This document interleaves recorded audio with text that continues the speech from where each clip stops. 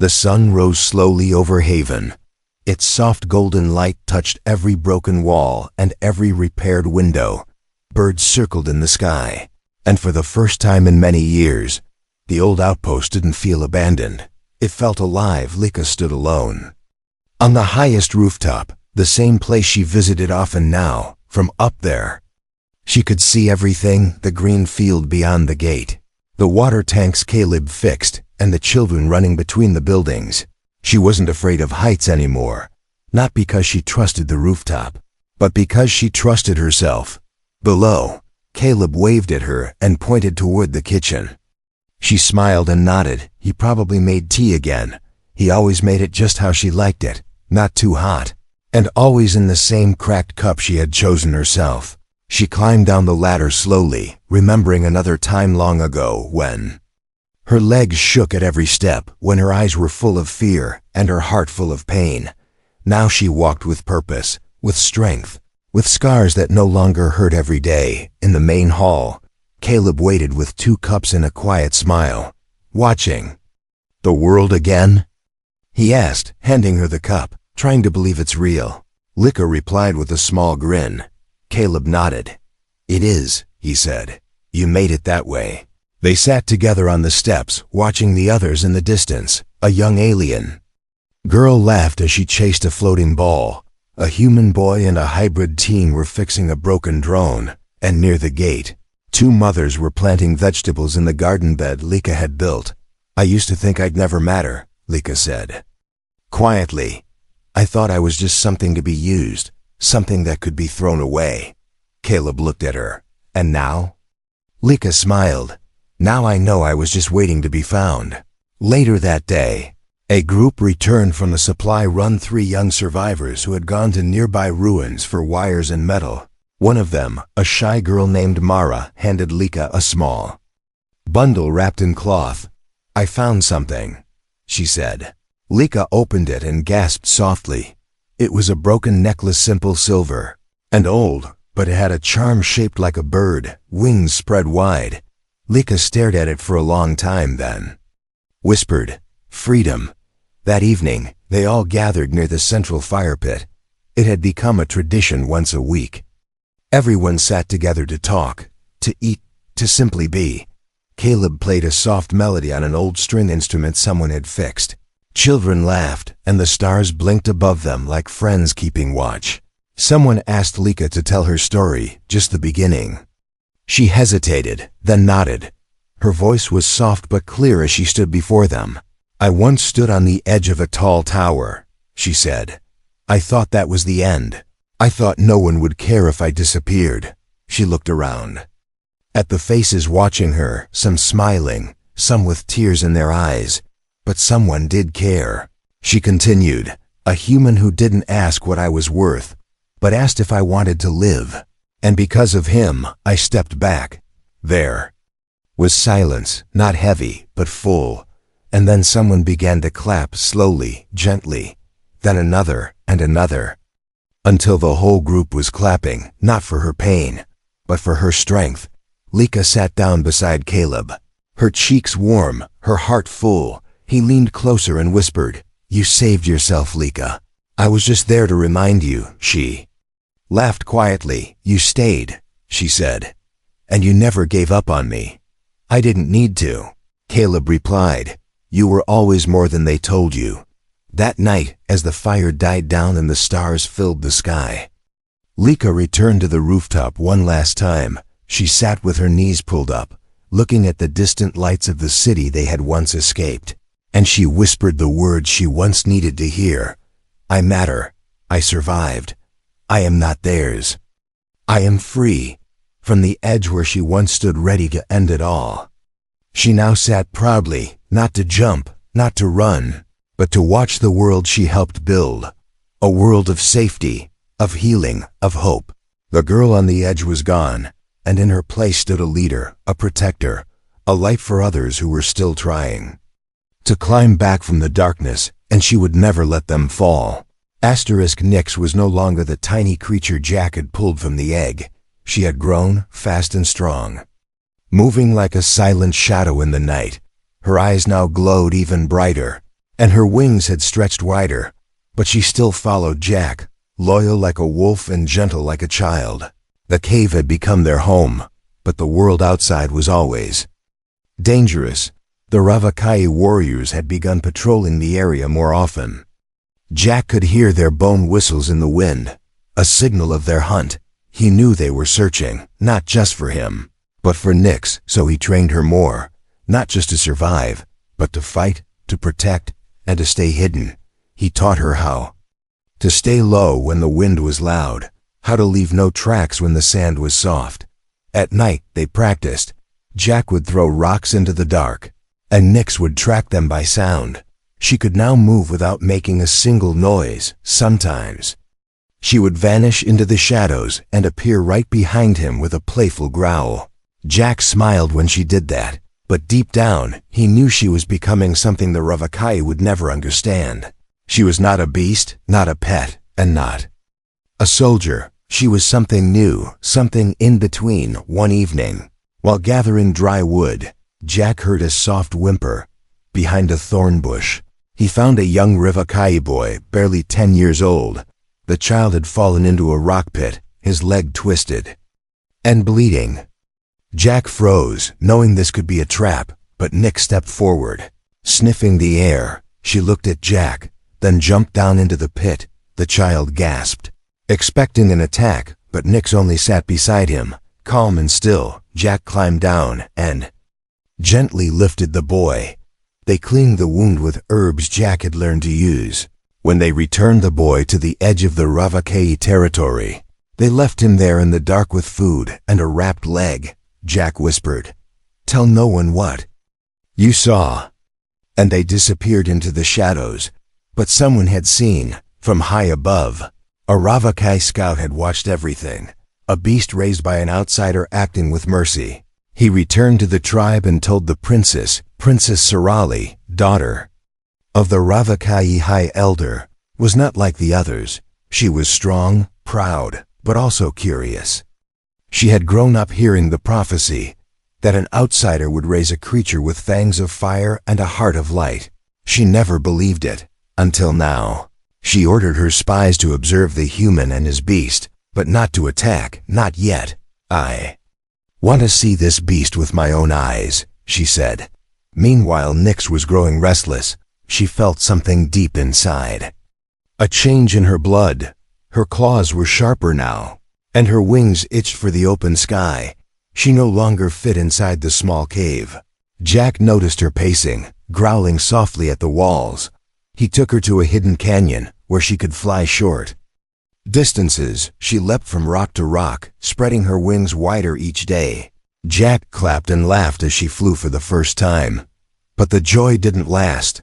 That night, while they slept, the wind carried a new sound, the cry of a Ravakai horn, loud and sharp. Jack sat up, his heart pounding. "They're near," he whispered, loading his old blaster. Nyx growled low, her body tense and ready. They climbed to the highest rock, watching the glowing fires below. Dozens of warriors with torches moved through the canyons, searching. But they weren't just hunting, they were setting traps. Jack could see the gleam of metal nets, poisoned spears, and bait meat. He turned to Nyx and whispered, "They're not coming to study you. They're coming to kill you." For the first time, Jack saw fear in her eyes, but also something else, anger. She didn't want to run. She wanted to protect what was hers. Jack, the cave, and the bond they shared. Nyx moved toward the edge of the cliff, letting out a soft roar. A warning, not of war, but of strength. Down below, one of the Ravakai hunters looked up and locked eyes with her. He gasped, stepping back, whispering something that sounded like the prophecy. The hunt was now real. The tribe knew about her. And Princess Sarali, far in her chamber, closed her eyes and said, "It has begun." The stars above blinked silently as the human and his growing beast stood together.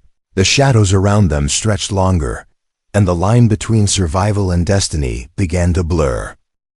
The sky was dark, filled with heavy clouds. Jack sat near the fire, sharpening a broken piece of metal into a blade. Across from him, Nyx paced restlessly, her claws clicking softly on the stone floor. She had grown again, taller than Jack's waist now, with lean muscles and silent grace. But something was changing inside her. She was becoming more alert, more aware of danger even before it arrived. Jack noticed the way she stared into the distance, eyes glowing with thought. She was no longer just learning, she was planning. That night, they left the cave quietly and went deeper into the canyon. Jack wanted to find a safer place, a new shelter far from the HFY search zone. But they didn't make it far. The ground suddenly shifted beneath them, traps, hidden nets, and spiked pits lay ahead. Jack jumped back just in time, but Nyx wasn't so lucky. She slipped and tumbled into a shallow pit lined with sharp bones. Her cry echoed through the canyon, sharp and angry. Jack rushed to her, panic in his chest. She was bleeding from her shoulder, one wing torn at the edge. He jumped into the pit, wrapped her wound with cloth, and held her close. "Easy, easy," he whispered, his voice shaking. "We're getting out of here." But then they heard footsteps, fast, heavy, and many. HFY warriors surrounded the pit, spears aimed downward. One of them shouted, "Kill the beast and bring the human alive." Nyx growled, low and furious, before Jack could stand. Nyx leapt, claws digging into the wall of the pit. Her eyes blazed with fury, her body glowing faintly blue like the egg she came from. She roared, not like a wounded creature, but like a rising predator. The warriors stepped back, startled. In seconds, Nyx was out of the pit, her body a blur of movement. She slammed into the first warrior, knocking him off his feet. Another tried to stab her, but she twisted midair, dodging the blade with ease. She didn't kill them, but she showed no mercy to their pride. Jack climbed out and shouted, "Nyx, that's enough." She froze, her tail whipping, chest heaving with rage. The remaining warriors fled, dropping their weapons in fear. Nyx turned to Jack, blood dripping from her wing, and whimpered. He walked to her, placed his hand on her scaled face. "You saved me," he whispered. "You always save me." Nyx lowered her head, pressing it gently into his chest. Despite her strength, she still sought his comfort. The next day, Jack stitched her wounds with whatever supplies he had left. Nyx sat still the entire time, only twitching when the thread touched the torn skin. He talked to her, like always, telling her stories of Earth, oceans, and stars. She listened silently, blinking slowly. When he was done, she curled up next to him and finally slept. But her ears twitched all night, always alert. The protector could no longer afford to rest deeply. Meanwhile, back in the HFY stronghold, the escaped warriors reported what they saw. A beast like no other. She flew, she glowed, she fought like a storm. The elders were furious, calling her cursed and unholy. But Princess Sorali was silent, thinking deeply. She had read the ancient stone tablets. The one raised with care shall be feared, not for destruction, but for protection, she whispered. He did not create a monster, he raised a guardian. And that thought stayed with her. Back in the canyon, Nyx was healing quickly, faster than Jack expected. Her body had begun adapting, skin harder, muscles stronger. But something else was happening too. She had started understanding words, real words. One morning Jack said, "Stay," and Nyx didn't move. Then, "Come," and she followed. Then, "Hide," and she vanished into the shadows like smoke. She was learning human language. Little by little, a few days later, Jack heard soft sobbing behind the canyon wall. He investigated and found another child, this time a girl, maybe Sorali's age. She was running from a HFY beast, one of their wild hunting animals. Nyx stepped between the girl and the beast, teeth bared. The animal charged, but Nyx met it head on. She didn't just fight, it was like she danced around the enemy, dodging, striking, roaring, until the beast limped away. Defeated, the girl stood frozen, tears still in her eyes. Nyx didn't roar at her, didn't growl. She simply walked up and gently licked the girl's hand. Jack approached slowly, and the girl looked at him with wide eyes. "You raised that?" she asked, voice trembling. Jack only nodded. The girl smiled slightly and whispered, "She's not a beast." That single moment would change everything, because the girl was not just any Ravakay, she was Princess Sarali's youngest cousin. When she returned to the tribe and told her story, the camp went silent. Some didn't believe her. Others began to wonder, maybe the beast wasn't born evil. Maybe the outsider had done what no Ravakay ever dared: raise a predator, teach it loyalty, and make it choose mercy over blood. The sun burned high above the Ravakay village. Its rays turned the stone paths into glowing red plates. Smoke rose from sacred fires, and the sound of drums echoed across the canyon walls. Something important was happening, and the whole tribe had gathered. In the center of the village, a great arena stood, a circle of scorched ground surrounded by sharp rocks and ancient totems. It was called the Circle of Fire, a place where the Ravakay tested warriors and judged enemies. And today, the outsider and his beast had been summoned. Princess Sarali stood tall at the edge of the arena. Her silver armor shimmered under the light, her face calm but serious.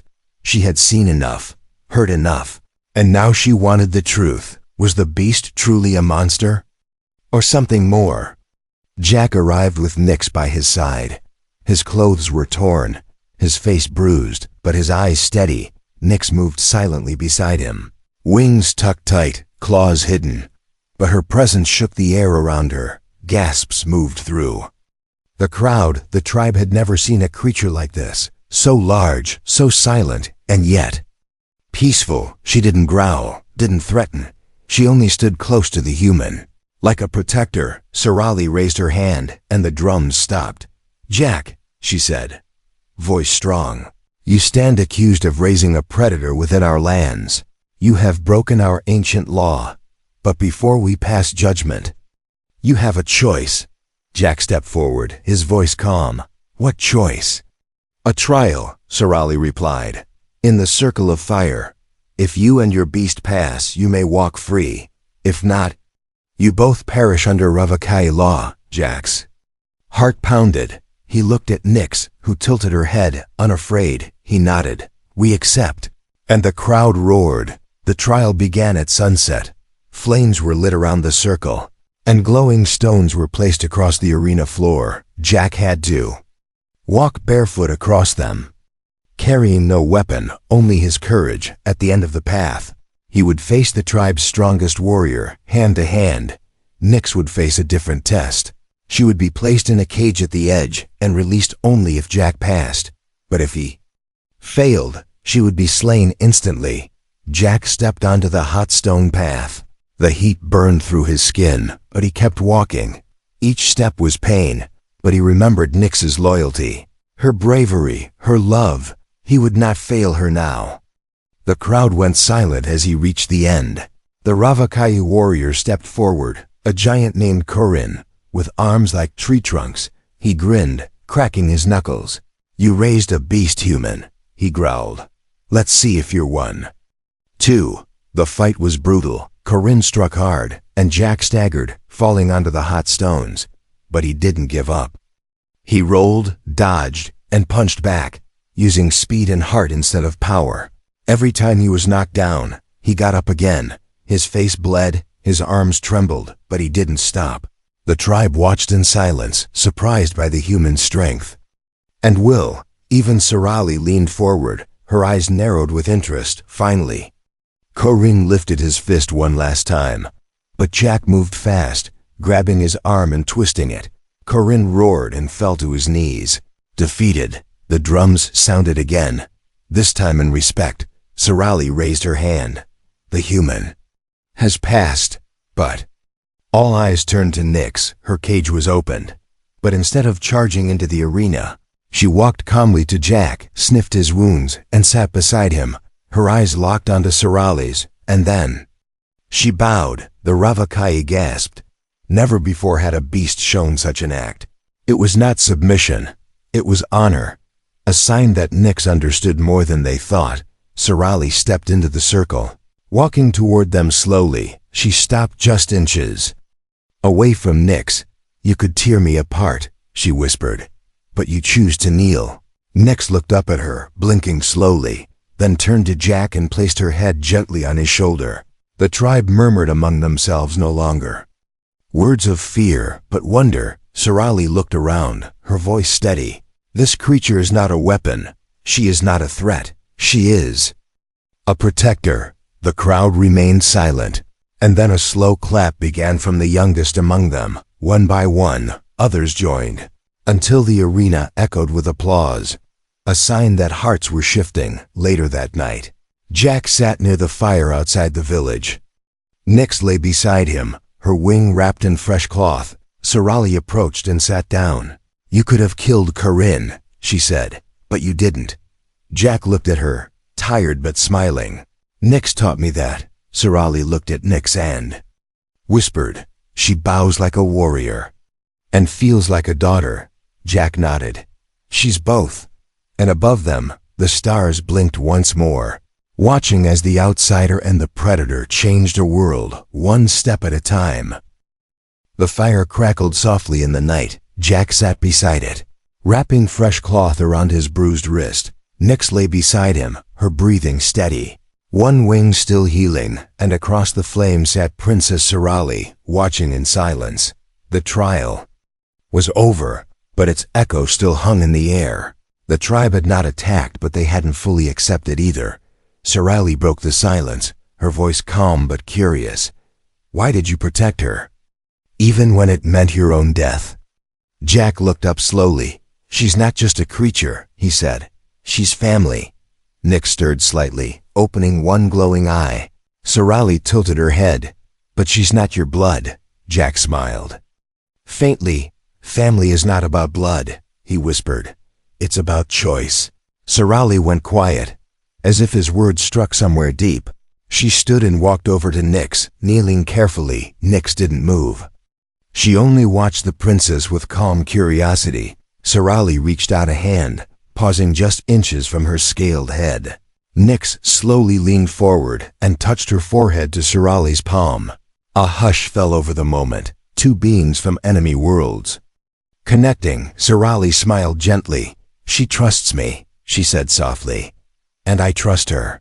Over the next few days, everything began to change. Sorali visited often, bringing herbs, food, and even clean bandages. Jack stayed cautious at first, but Nix trusted her completely, and so did he. Little by little, Sorali asked questions. What does she eat? How does she sleep? Can she feel emotions? Jack answered all. "She understands kindness," he said, "and she feels love, fear, and pain." Sorali watched Nix play with a carved wooden bird Jack made. "She's more than your creation," she whispered. "She's becoming a bridge." One afternoon, they heard shouting from the village. A young warrior had returned, badly wounded. He had been attacked by a wild beast far from the Ravakayi border. Sorali rushed to him, but the healer said the poison was spreading. Jack stepped forward, holding a small pouch. "These herbs reduce venom's grip," he said. "I've used them on Nix." The healer scoffed, but Sorali grabbed the pouch. "We'll try," she said firmly. They applied the herbs, and by nightfall, the boy's fever dropped. Word spread the outsider saved one of our own. The tribe's view began to change. Not fast, but enough. That night, Sorali sat with Jack near the fire again. "You didn't have to help," she said. Jack looked at the stars. "I wasn't helping the tribe," he said. "I was helping someone's child." Sorali went quiet, then softly whispered, "I lost my brother to a beast like Nix." Jack looked at her, surprised. "She's not the same," he said gently. "I know," Sorali replied. "That's why I'm here. I want to understand why this one is different." The next morning, a new danger appeared. A Ravakayi assassin, loyal only to the old traditions, entered Jack's cave. He waited till night, sneaking in with a curved blade. Jack was sleeping. Nix was resting outside. The assassin raised his weapon, but before he could strike, Nix burst through the cave wall like lightning. She tackled the man, growling with fury. The blade cut across her shoulder, but she didn't stop. Jack woke to the noise and saw Nix pinning the attacker down. Sorali came running. Hearing the chaos, she drew her blade and pointed it at the assassin. "You dare break the trial laws?" she shouted. The man spat. "The beast is a curse. She must die." But Sarali shook her head. "She saved you, Jack," she said quietly, "and she saved my cousin and my warrior. She is not the curse your hatred is." Nick stepped back, still growling, but obeyed. The assassin was taken away, and Sarali stayed with Jack all night. She helped stitch Nick's wound, her hands trembling. "I almost lost her," she whispered. Jack nodded slowly. "You see now, don't you? She's not just my family. She's yours too." Sarali didn't answer at first, but then she placed her hand gently on Nick's head. "She's not Ravakai blood," she whispered, "but she's more loyal than anyone I've ever known." By morning, the news had spread. Nyx had saved the human again. And even Sarali, the princess, had stood beside her. Some still called her a beast, but others began to call her something new, the Guardian. That title began to spread through the canyons. Whispers turned into respect. The Ravakai began to see, not all monsters had fangs, and not all heroes looked human. The Ravakai village had gone silent. But it wasn't peace, it was tension, thick like smoke. After the assassin's failure, the elders met in secret. Old blood boiled behind closed doors. "She is dangerous," one elder growled. "She has bewitched the princess," hissed another. "She must be destroyed before she becomes a god to the people." Their fists slammed the stone table, louder than the drums. But outside, things were changing. Children played with wooden figures shaped like Nyx. Warriors lowered their weapons when Jack walked by. Some even nodded with quiet respect. Sarali watched from her high balcony. She saw the shift, the spark of something new, hope, but change never came without resistance. Jack was sharpening an old blade when Sarali entered the cave. Her eyes were troubled, her voice serious. "They're planning something," she said. Jack raised a brow. "Who?" "The elders," she whispered. "They fear you, they fear Nyx. They say you've turned our future into a beast's den." Nyx lifted her head, sensing the tension. Sarali placed a hand on her head, sighing. "I tried to stop them," she said, "but they won't listen to me anymore. They're planning a public execution." Jack stood up, his voice low and sharp. "Of who?" "Nyx," Sarali replied. "And you." Nyx let out a deep growl, stepping between Jack and Sarali. Not out of anger but protection, her instincts were screaming. "But they won't move unless they have support," Sarali added quickly. "If we can show the people the truth, if they stand with us, they won't dare." Jack nodded. "Then we need to act before they do." The next morning, Sarali called for a gathering. She stood in the center of the village square. Beside Jack and Nyx, the crowd came slowly, eyes full of questions. Even the elders stood watching, arms crossed and silent. Sarali spoke first. "This creature you call beast saved your warrior, healed your child, spared your enemy. She is not a curse, she is proof we can be more than fear." Jack stepped forward, his voice steady. "I didn't raise her to be a weapon," he said. "I raised her to survive. And she chose to protect instead of destroy." The crowd remained silent, until a small voice spoke. It was the young Ravakai boy Jack had saved weeks ago. "She protected me too," he said, stepping forward. "She didn't even know me, but she still helped." His mother followed, then a warrior, then another child. One by one, people stepped forward to share what they had seen. Moments of kindness, of protection, of restraint. The elders watched, their power slipping like sand. Enraged, Elder Marn shouted, "She is still a beast. The law must be followed." He signaled to hidden guards loyal only to the old ways. They charged toward Jack and Nyx with spears raised. Before Jack could move, Nyx leapt forward. She stood between him and the guards, her wings wide, tail lashing. She didn't attack, she only growled, warning them, "Stop." Sarali screamed, stepping in front of her. But one spear flew, aimed at Jack's chest. In a blur, Nyx lunged and took the hit. The spear pierced her side. and she let out a roar of pain. The crowd gasped, many shouting in horror. Jack caught her as she collapsed.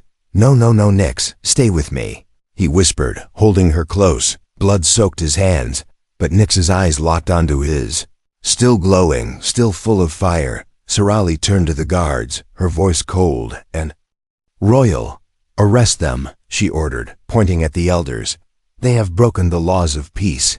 The guards hesitated, but then moved. This time, they followed Sorali.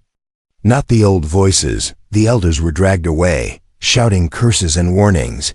But no one listened anymore. Jack sat on the ground, cradling Nix.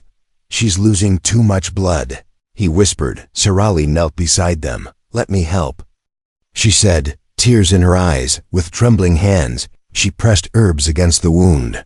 "Stay, Nix," she whispered. "Please stay." Nix let out a weak rumble and licked Sorali's wrist. She was still there, still fighting, that night. The village lit torches not for war, but for unity. People came to sit near Jack's cave, offering food, cloth, herbs, one by one. Even warriors kneeled before Nix, not as a monster, but as their protector. Sorali stood above them all, her voice clear. "From this day," she said, "Nix is no longer outsider. She is one of us. And so is the human who raised her." The wind howled through the canyons, carrying the sound of change. The old Ravakai world was cracking, and something new had begun to rise from within it. The sun rose slowly over the Ravakai mountains. Its light touched every corner of the village, chasing away the shadows of fear. The long night was over, and Nix was still breathing.